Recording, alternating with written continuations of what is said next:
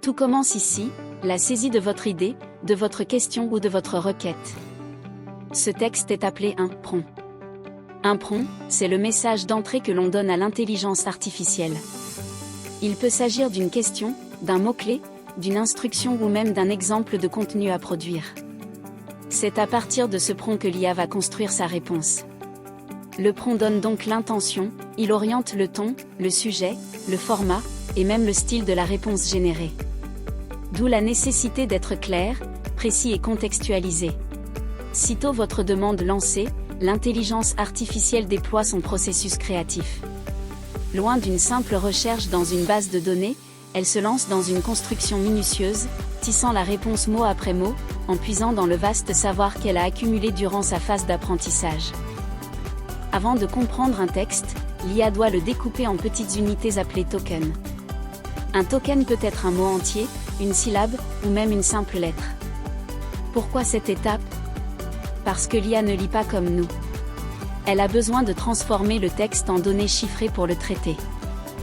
Une fois les tokens extraits du prompt, ils sont convertis en vecteurs numériques, c'est-à-dire des suites de nombres, qui traduisent leur sens dans un espace mathématique. Ces vecteurs sont ensuite transmis à une architecture appelée transformateur, le cœur du fonctionnement de l'IA générative. À l'intérieur du transformateur, un mécanisme essentiel entre en jeu, l'attention. Pour mieux comprendre le contexte global, l'IA a besoin d'analyser chaque token pour déterminer ce qui est le plus important dans les données d'une séquence, et se concentre dessus. C'est comme si vous utilisiez un surligneur pour identifier les parties les plus importantes.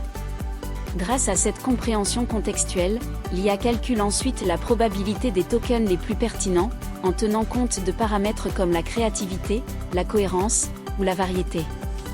L'IA choisit alors un token parmi les plus probables et l'ajoute à la réponse, et ce cycle de génération se répète token par token, jusqu'à ce qu'un critère d'arrêt soit atteint, soit un token de fin, soit une longueur maximale, soit une pause imposée par l'utilisateur.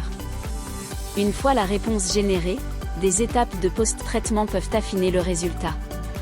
Des corrections grammaticales à l'ajustement du ton, de la reformulation à la suppression de répétitions. L'objectif est d'offrir une réponse aussi fluide, claire et lisible que possible. Enfin, la réponse s'affiche à l'écran, mot après mot ou en bloc. Pour vous, tout cela ne prend que quelques secondes. Mais en coulisses, des milliards de calculs ont été effectués pour composer une réponse aussi fluide que naturelle.